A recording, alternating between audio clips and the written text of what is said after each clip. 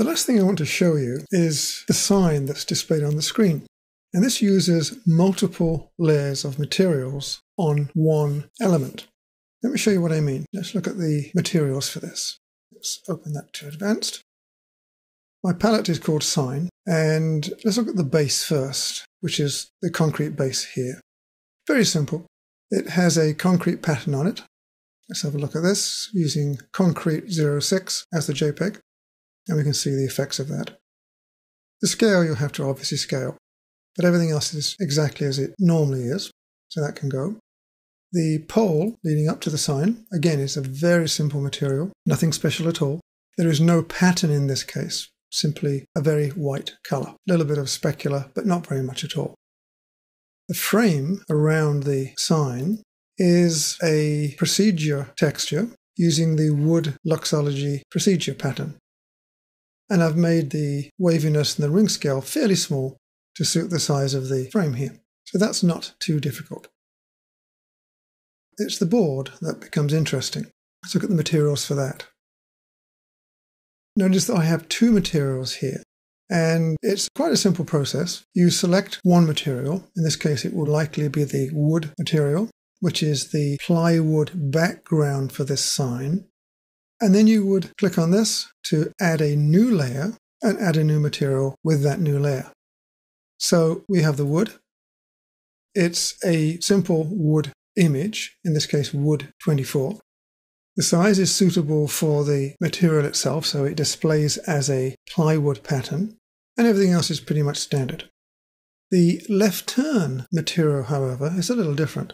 You notice that this is a left turn.tiff, and if we check on this, we'll see that I'm using one of these signs. Now these signs come from the materials path, and normally you've been using patterns, which shows up all the patterns. I've gone backwards and gone to signs. And here we see quite a big selection of various types of signs. If you don't find the one you want, then you can easily make one or photograph an existing sign and use that.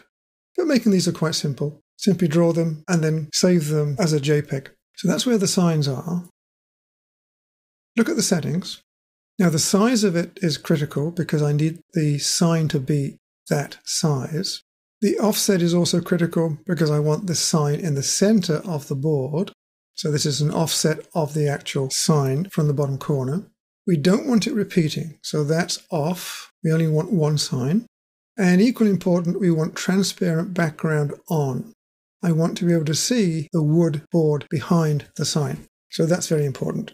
And everything else is pretty much standard. So with everything set, when we bring up Luxology and render it, it looks like that. Quite nice. I have the sun, as you can see, over to my right, which is rather important, but you can change that, of course. So as you can see, this really works quite well. Nothing to stop you having more than two materials, if necessary. And I would encourage you to make this sign for yourself or something similar. You'll find this sort of thing very useful when you're creating a scene in which there are various freestanding objects like this. And as you can see, they're actually quite easy to make.